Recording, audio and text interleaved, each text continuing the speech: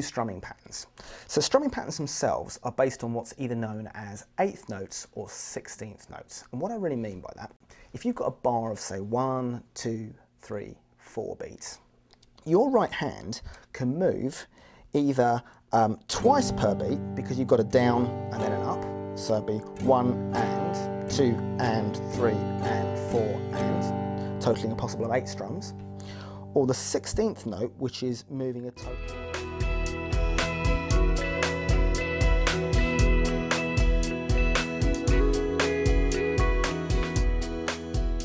Now, a lot of people ask, what is a key? We've been talking about something being in the key of E minor, or D minor, or D major, or G major, or something like that. And people ask, well, what does that really mean? Now, every song is written around a certain key.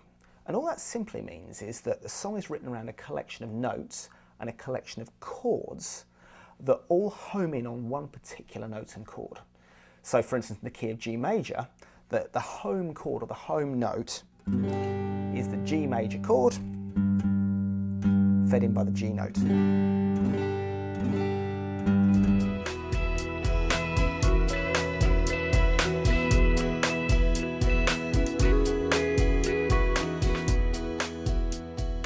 For guitarists, if we're going to reach our full potential, we really need to know where each note is on the guitar neck.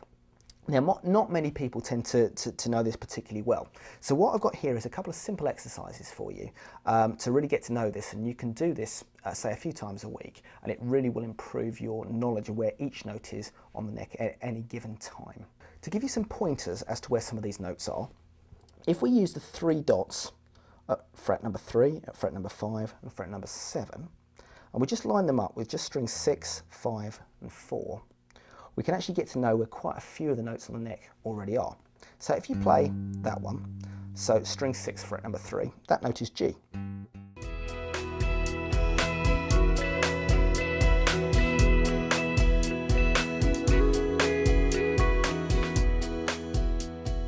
One really useful tip is about when you're trying to change key of a song mid-song. So say you're in the key of E, so the chords are like that, and you're going up to say the key of G. Now you might want to do this for 2 reasons. Either you want to give the song an extra bit of sort of pep to make it feel a bit more out there and a bit more aggressive, or maybe it's just in the wrong key for people to sing, so you want to change key. One way to do this is to go to the 5th chord of the key that you're going into.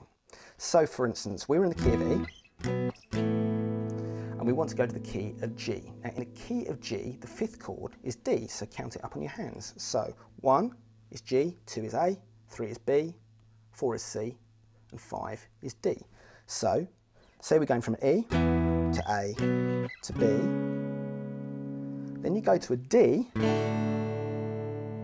and then you start off the next chord as G.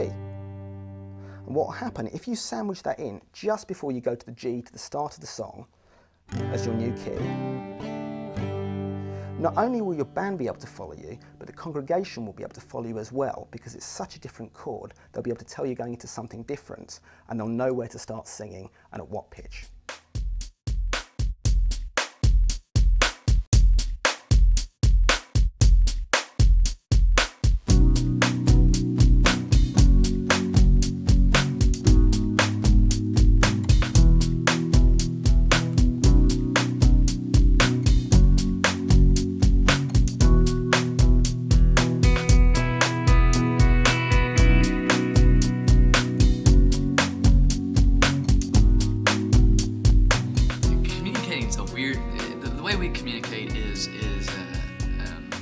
Not good. We don't know how to, really. We're horrible at it.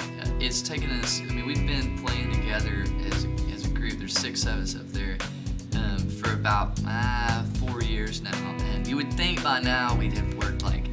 Okay, well, I'll show you a few of the shapes that you can use in the DADGAD tuning. And again, one of the wonderful things is, particularly with an acoustic, it really just creates a lovely sort of big sound that you can use. What 1 Chronicles 25 does say is that even the inexperienced students were trained and skilled in music for the Lord. So I'm not saying that you have the crossbar so low that anyone that can play 3 chords can get into the team. but that you don't have the crossbar so high that they have to have a degree before they can get into the team. Moving from a traditional style to a contemporary style is, again, all about loving people more than you love music. Scales are a really important part of understanding this fretboard here, you know. So I would do various things within a scale, like I'll do a 2, 3, 4, 3, 4, When you're playing in an established team and it's your first time, you know, maybe you're feeling intimidated or nervous, the danger is we try and overcomplicate things to try and impress or to fit in. I think the best advice is to play really simply. So it goes something like this.